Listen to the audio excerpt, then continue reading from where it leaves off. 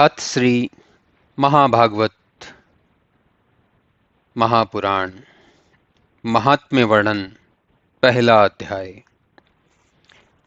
नारद सनकादि समागम और भक्ति ज्ञान वैराग्य वृतांत निवेदन। द्वापर के अंत में श्री कृष्ण जी अपनी लीलाओं को समाप्त कर वैकुंठ चले गए और कलयुग के आगमन के परिणाम स्वरूप धर्म क्षय और अज्ञान का अंधकार बढ़ने लगा, तो तत्कालीन ऋषियों को धर्म रक्षा की चिंता हुई। उन्होंने नैमिषारण्य में एक वृहद सम्मेलन का आयोजन किया। वहां देश देशांतर के समस्त ऋषि महर्षि उपस्थित हुए और कलयुग के आ जाने पर संसार का कल्याण कैसे हो, इस पर विचार विमर्श आरंभ किया। ऋषियों में श्रेष्ठ शौनक जी ने महर्षि सूत जी से कहा कि हे भगवान, इस समय केवल आप ही सर्वश्रेष्ठ ज्ञानी और अनुभवपूर्ण तपस्वी रह गए हैं। अतएव आप कोई ऐसा उपाय बताएं जिससे कलयुग के मनुष्यों का कल्याण हो। सूत जी ने कहा कि मेरी समझ में इसके लिए वह कथा ही सर्वश्रेष्ठ उपाय है जिसे शुकदेव जी ने राजा परीक्षित को सुनाया था। वह कथा परम भक्तिपूर्ण और श्री कृष्ण जी को प्रसन्न करने वाली है। उस कथा को सबसे पहले सनकादिकों ने नारद जी से कहा था और इससे पहले नारद जी ने इसे ब्रह्मा जी से सुना था। सनकादिकों ने नारद जी से इस कथा को कैसे कहा, इसका इतिहास मैं तुमसे कहता हूं, ध्यान देकर सुनो। एक बार सनकादिक ऋषि विशाला नगरी में गए तो वहां देखा कि नारद जी अत्यंत चिंतित और उदास बैठे हुए हैं। ऋषियों के पूछने पर नारद जी ने कहा कि मैं अभी ही काशी, प्रयाग, मथुरा आदि तीर्थों का पर्यटन करके लौटा हूं।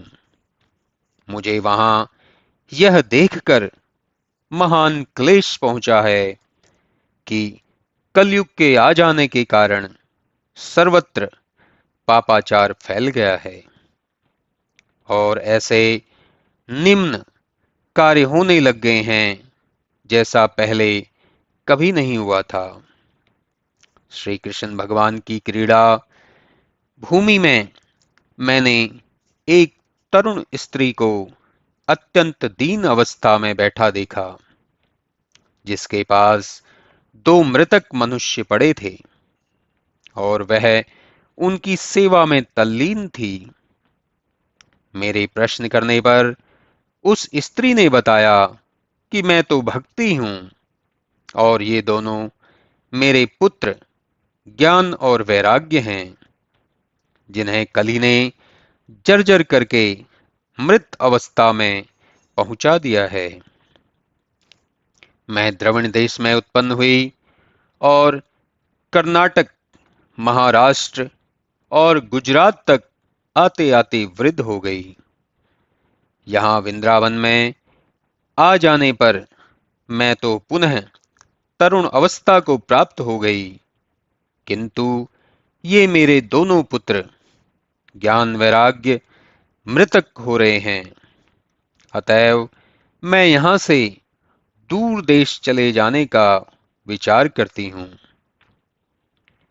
यह बात मेरी समझ में नहीं आई कि इस स्थान का यह विपरीत प्रभाव कैसे है कि मैं तो युवा हो गई और ये मेरे पुत्र युवा नहीं हुए? यदि इसका कारण आप कुछ जानते हो तो हमें बतलाइए। नारद जी ने कहा, कली के कारण ज्ञान और वैराग्य लुप्त प्राय हो रहा है और केवल एक भक्ति ही मनुष्य के लिए कल्याणप्रद मार्ग अब शेष रह गया है। यहाँ वृंदावन में भक्ति नाच रही है, अतएव तुम यहाँ आकर तरुण हो गई हो, तो यह कोई आश्चर्य नहीं।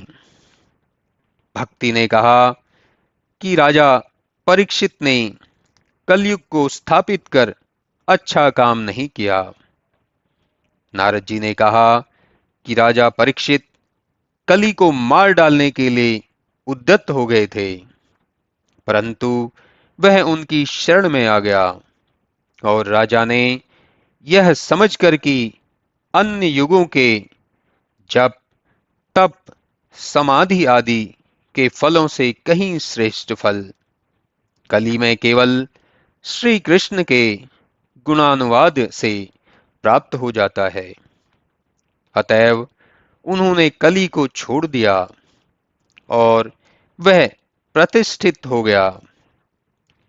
अब तो ज्ञान बीज के स्थान पर भूसा बोने के समान निष्फल हो गया, तीर्थों का फल भी चला गया। ऐसी स्थिति में भक्ति के अतिरिक्त धर्म, ज्ञान आदि में कुछ भी सार तत्व नहीं रह गया है।